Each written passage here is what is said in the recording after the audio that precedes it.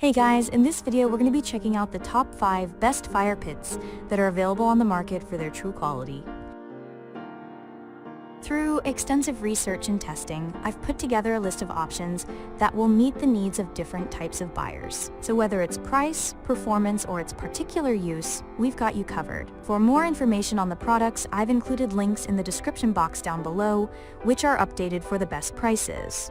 Like the video, comment, and don't forget to subscribe. Now, let's get started. Starting at number 5, we have the Solo Stove Bonfire 2.0 Amazon exclusive bundle. The Solo Stove Bonfire 2.0 is probably what you picture when you think of the new generation of wood-fired fire pits. At 19.5 inches wide and 15 inches tall, it's small enough to toss in the truck and lug to the beach or a tailgate, but big enough to gather a group of a half-dozen friends around without feeling like you're sitting around a sterno can. Made from stainless steel, it weighs about 25 pounds. Mine has developed a slight patina after 3 long burn sessions. Solo Stove was early into the smokeless fire pit market and has a well-designed product that includes a double wall, a removable ash pan, an aerated riser that keeps the pit from roasting the surface below, and a series of air holes along the top ridge that succeeds in spewing less smoke. This pit is not truly smokeless, but neither are the competitors. There's an assortment of accessories, including a long-handled popcorn popper I've enjoyed while testing the pit in the grass in my backyard.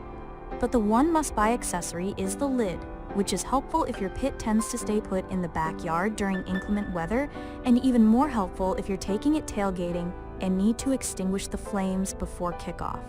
You can get that, plus a carrying bag in a bundle. Moving on. At number 4, we have the Brio Smokeless FIrePit. A Solo Stove will meet the needs of most weekend warriors thanks to its flexibility and portability, but the Brio X Series Fire Pit feels like a gateway to a lifestyle. If you're going to make a regular habit of sitting around the fire pit most evenings, this is the one you want. I've been testing this heavy-duty American-made pit in the 24-inch size for the past 3 months. It weighs 62 pounds and should be moved by at least 2 people. I requested a model made with corten steel, which develops a coppery patina with age. The impatient among us can speed that process up by rubbing it down with a mixture of hydrogen peroxide, salt, and vinegar. I love the look. It's given my back patio a whole new ambiance. The fire bowl is 2 feet wide, so this pit is big enough to handle most pre-cut firewood laid flat instead of vertically. The Brio base is a square of aerated stainless steel, sturdy enough to support the pit's weight without wobbling, and inspires enough trust that I'd put it on my wood deck. Best of all is the wide constellation of accessories, which makes this a pit you won't get bored of. In addition to a delightfully sturdy and stylish fire poker, I have to stop myself from poking with it for no reason, there's a grill attachment that allows you to sear meat over live fire. I made delicious smoke-kissed carne asada, and a pizza oven that sits on top and turns your pit into a live fire pizza oven. At number 3, we have the Snowpeak Takibi Fire and Grill. Snowpeak's Takibi Fire and Grill is extremely well made, heavy-duty stainless steel. It's designed to last forever, and by all accounts it does. The one I've been testing for years is discolored but otherwise fine.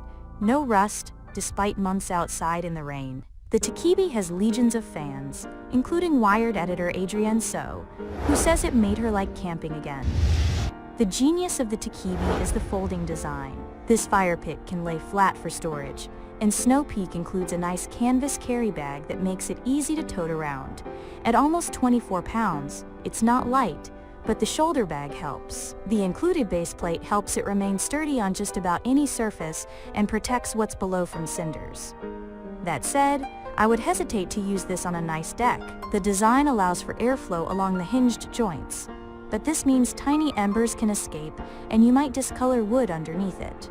Snowpeak's official suggestion is to keep your wood around 1 foot in length, which helps, but I tend to throw on far bigger logs.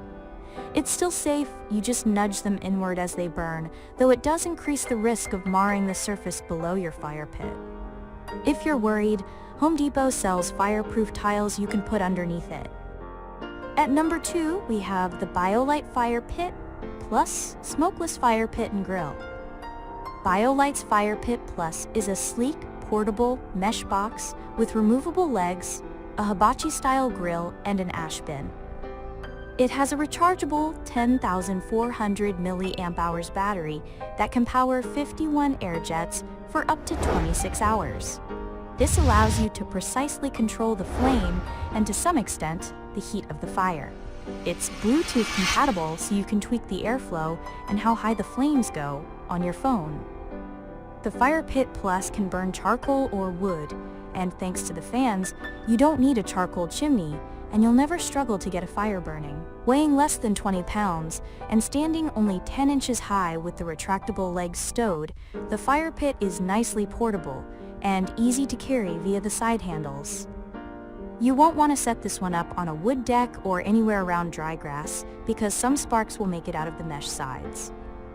Also note that while you can technically charge your phone with the FirePit Plus, the heat generated from the flames does not automatically recharge the FirePit's battery pack, as it does on BioLite's other stoves.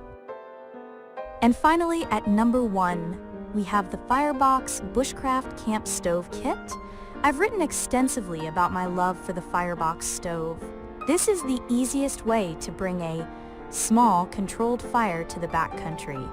It's also an awesome way to cook. The stove I recommend for most people is the original Firebox G2. Because I am feeding a family of 5 on the trail, I own the larger 8-panel version, $150. Functionally, they work the same way. Build a fire out of twigs and small branches and cook over it. While that sounds simple, I strongly suggest you practice this a few times before hitting the trail. If you've never cooked over an open flame the first time you do, you'll likely produce some half-raw, half-burnt food.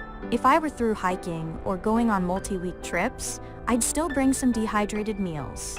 Fresh food is heavy and perishable, though less perishable than people think. My time in the backcountry right now consists of shorter trips though, an overnight here, a few days there.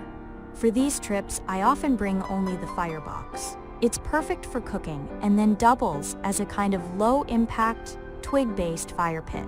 If you'd like to see it in action, check out the company's YouTube channel, which is an eye-opening backcountry cooking guide told through the adventures of Firebox founder Steve Despain. Thanks for watching, and that's all for now. I hope to see you guys in the next video. Till next time.